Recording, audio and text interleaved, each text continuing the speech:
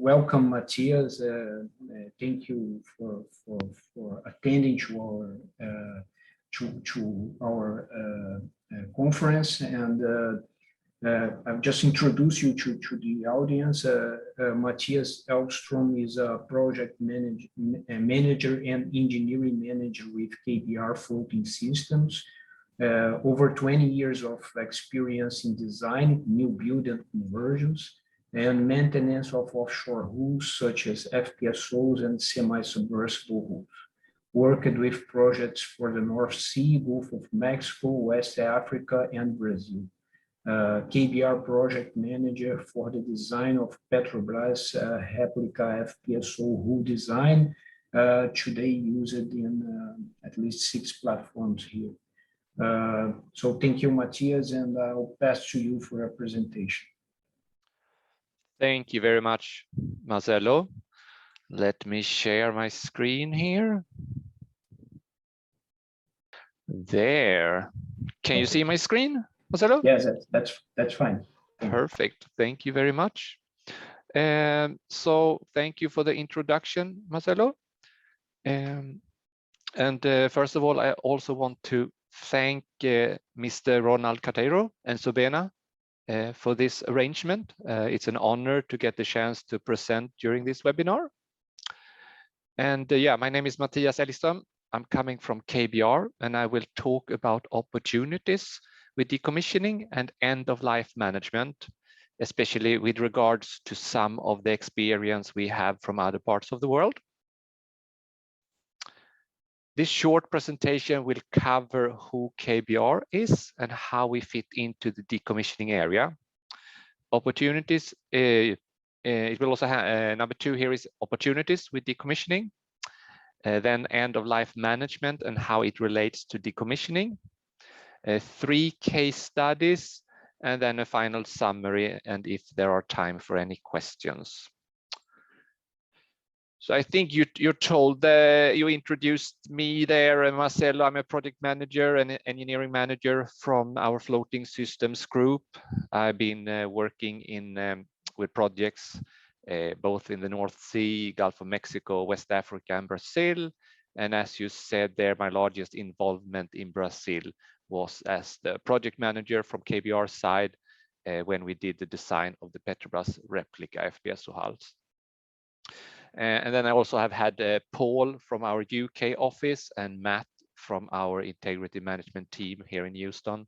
They have helped me as co-authors of this presentation.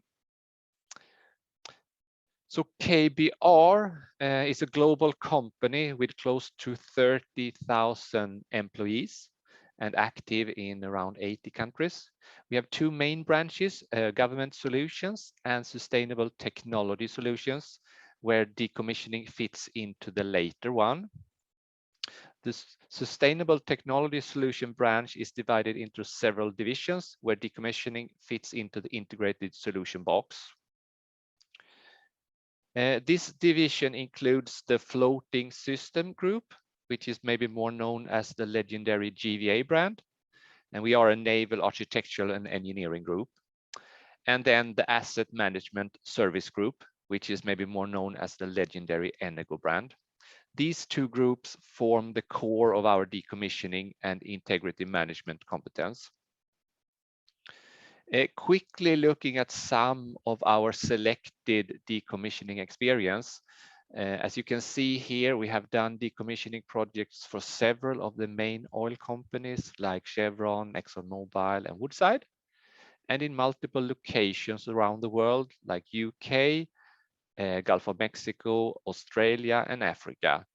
And projects are a variety of floaters and fixed installations. We have no reference projects from Brazil, but we understand that this is and will be a huge market for decommissioning. I just added here an extract from the Petrobras strategic plan for their upcoming plans that gives a good understanding of the quantity of decommissioning projects in Brazil and the enormous costs associated with this. I should add that it's not only Petrobras who is performing and planning for decommissioning in Brazil, there are others also. both within oil and gas, but also in more traditional shipping and navy fields. Fun fact here is that the P18 and P20 that are on the Petrobras plan for decommissioning are semi-submersibles designed by KBR under the GVA brand. And we still have some engineers in our team that were part of the design and fabrication of these units. So it would, of course, be very interesting to be part of the decommissioning of these units to get the whole life cycle picture of them.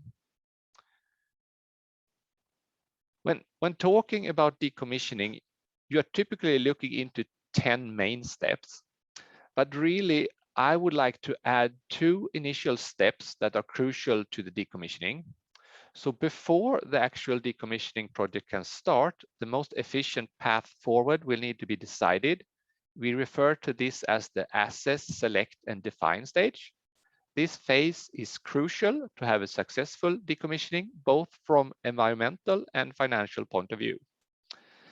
When a sound plan for the facility is established, you will need to plan for how the last years of the facility should be managed, especially considering the integrity management. We refer to this as the end of life management.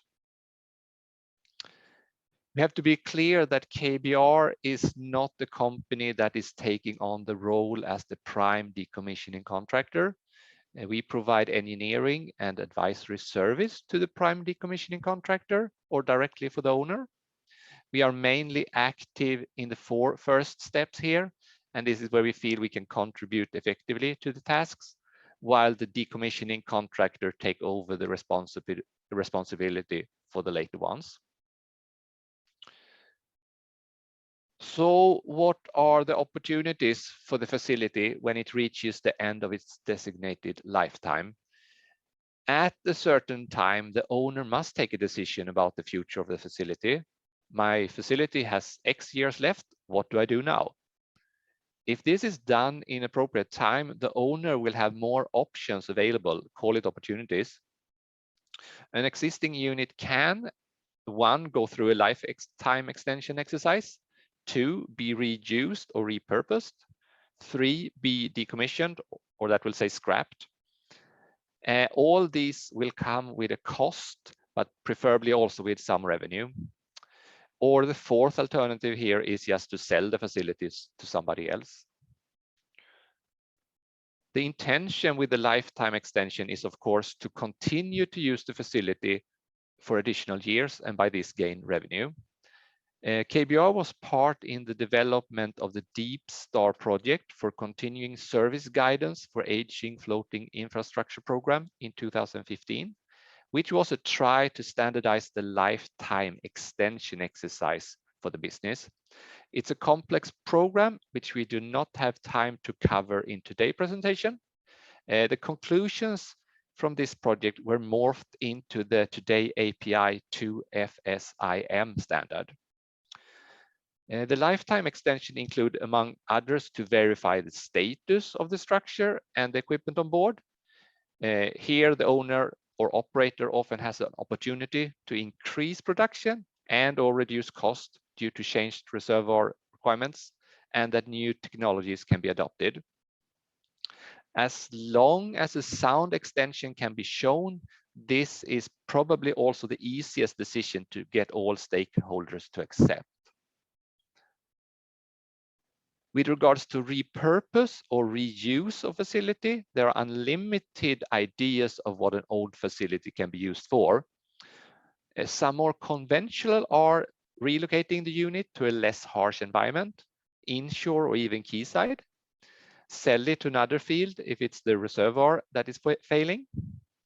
More unconventional are using the offshore platforms as associated wells for CO2 sequestration, similar to the onshore approach.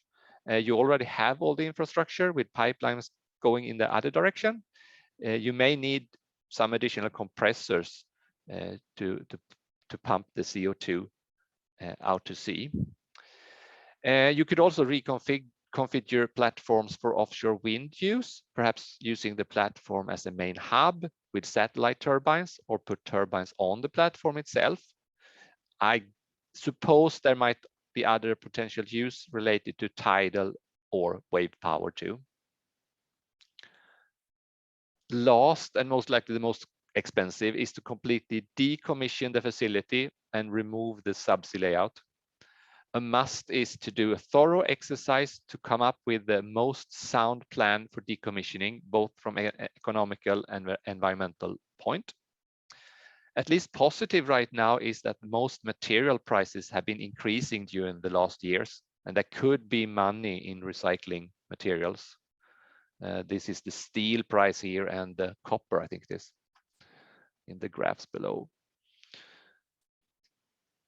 Looking at end of life management versus decommissioning. Decommissioning is easy if you plan for it throughout the life of the asset.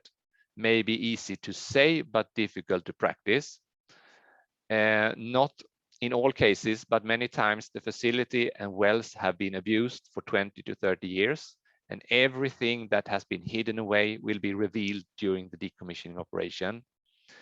Even if not practically possible to consider decommissioning from day one, at last, when about 8 to 10 years left, we need to start thinking about the decommissioning. And at 4 to 5 years left, it has to be the decommissioning that is driving the maintenance program. This must include the typical 5 years duration of the decommissioning operation. That means that when you say the facility has 4 to 5 years left, in reality, the structure and most equipment of the facility need to stay in service for another 9 to 10 years. For example, a crane at the facility needs to be maintained for the whole 9 to 10 years instead of breaking down after 4, and a new crane needs to be added for just serving during the decommissioning period. Another benefit of starting to plan for the decommissioning this early is that it also gives you time to start evaluating and considering other alternatives like life extension or other opportunities for the facility. It could also allow you to consider possibilities to save on demanning and to use new technologies during the last years for the facility. Note in the UK, you as the owner must show the authorities that you have done everything possible before decommissioning of the facility is allowed. You must show that you have done a complete assessment of the facility and there is no other option. This also include to show that there are no third parties that can use the facility, for example, for a tieback option.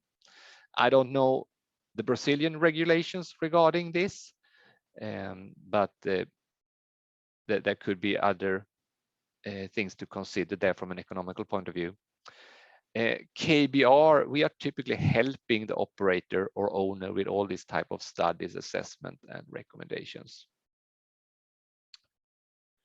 Skipping over to some typical issues that we have encountered. Many of the issues on the lists are to a degree self-created. Short-term savings, like cutting back maintenance, can create decommissioning issues. These type of decisions should be assessed before going to the cheaper option. Unexpected life extension requirements that are just unexpected due to the lack of thorough life cycle understanding. A retrofit of new cranes, generators, and other expensive and crucial equipment to support only the decommissioning operation. Just in the North Sea, I believe we have seen 4 rigs where new generators have been required to be installed just for a few years of operation. You do not want to be in the situation that you are planning to produce for some more years and you are suddenly in need for an extensive repair or retrofit to just be able to achieve the last years of production. Failure of getting approval from the authorities to cease operation. As I said, it may not be valid for Brazil, but it can also be an economical question. If the facility and field are still producing, it can be wrong from a corporate point of view to cease production. You need to manage your well program. That will say start shutting down wells during the lifetime of the facility. Instead of having 40 wells open at the last day, you could most likely have closed the majority during the previous years, just leaving you with a small number to close while you're not doing any money anymore. If the facility is equipped with a drill rig, make sure it is working when you stop the production to avoid bringing in an expensive external rig. Best practice now includes pre-plugging and abandonment diagnostics on wells, since it's important to know what you're getting into before you put an expensive rig into action later on. Another important thing is to define the minimum conditions of satisfaction for asset removal. In other words, defining the condition the platform will be handed over in to the removal contractor and aiming maintenance programs to ensure that they are met. We have seen rigs left for a number of years without any crew or maintenance, and when finally the decommissioning contractor is supposed to start operation, the LQ and access and walkways are completely gone and not possible to use. This results in additional costs for bringing in a flotel and to add new walkways, railings, etc. For just the decommissioning operation period. Also minimizing offshore decontamination and cleaning as it is expensive and often is repeated by the onshore demolition contractor to meet their demands. So I would say the conclusion here is to think it through and plan thoroughly. This page is more related to environmental sustainability, because even for new deployments, thinking about decommissioning early is important and can add value. Even here, it's important to think it through. So KBR used the designing for decommissioning approach, where decommissioning expertise is applied to proposed early concepts to ensure that decommissioning difficulties are not built in from the beginning. We also design with a circular economy consideration in mind, selection of material of construction that can be properly recycled at the end of their lives, a minimal waste stream and minimum hazardous waste sources. One example is the use of steel versus concrete, today typically discussed with regards to floating wind structures. Say that you have a typical steel structure of about 3,000 tons compared to a concrete floater that is about 12,000 tons for the same type of turbine. Building 1,000 of these today, and then after 20 years, you sit with 3 million tons of steel that you can chop up and reuse or recycle, compared to 12 million tons of concrete that you cannot really do anything about. The picture here shows the Brent Delta, which is a good example. It is a 24,500 ton topside that, due to its design, could be lifted in one piece of its substructure and moved directly to shore, where it's easier and cheaper to do the decommissioning. So the mantra here is, do not create tomorrow's waste management problems today.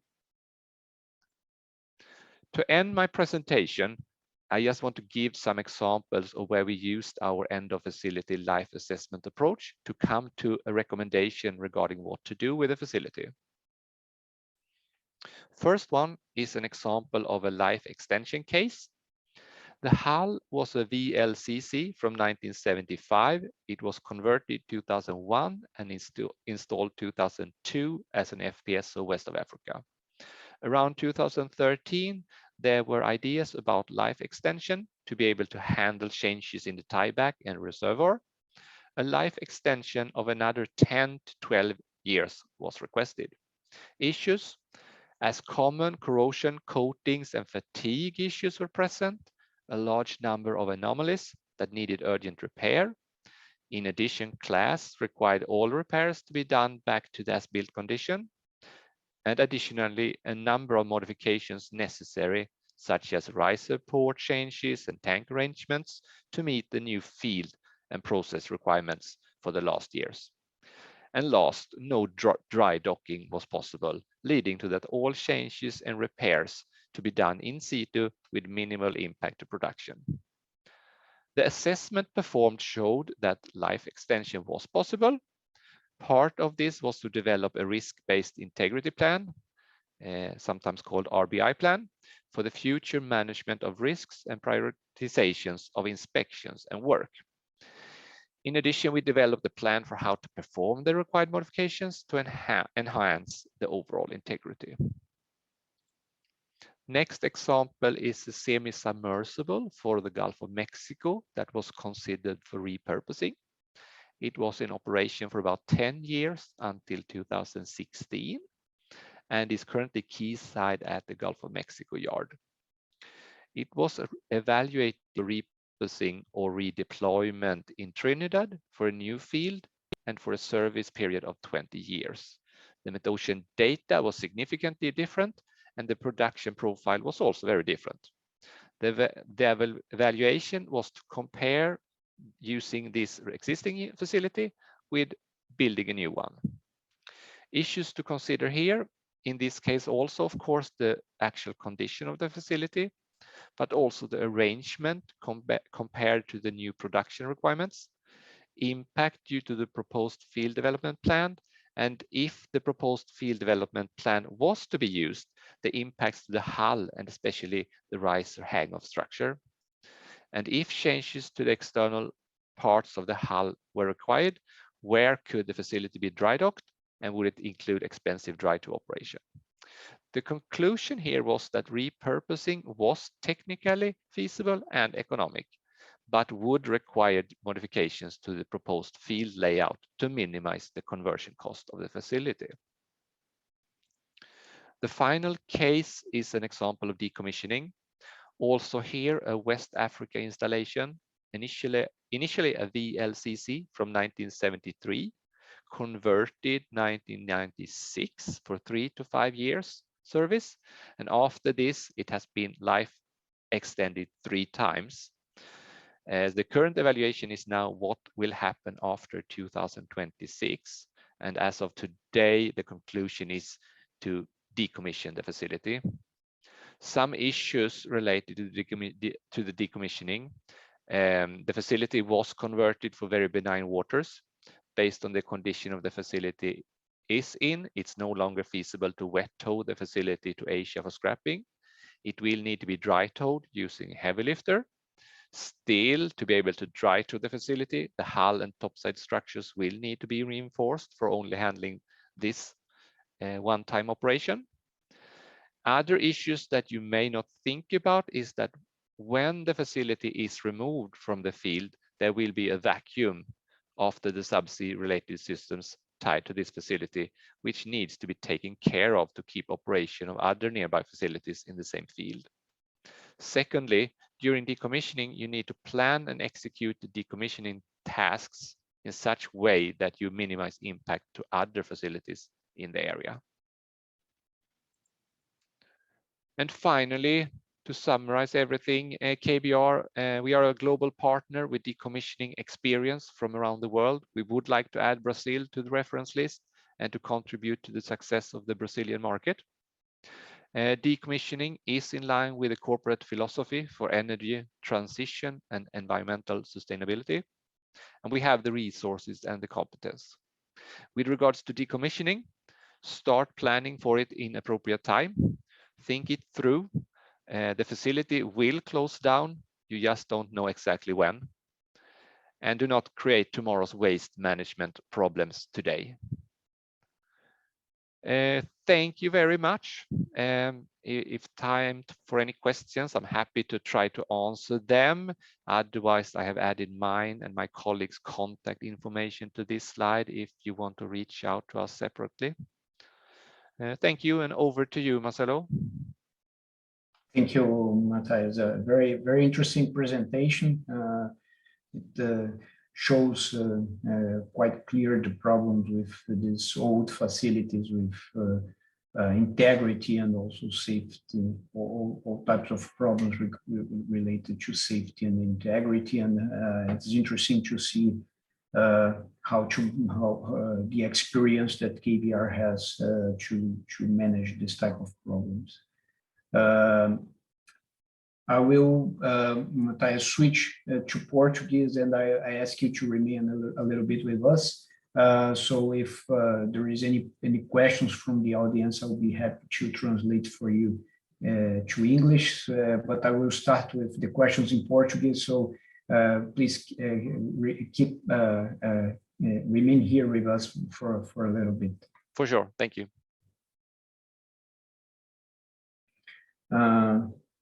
Mattias, I have a question for you.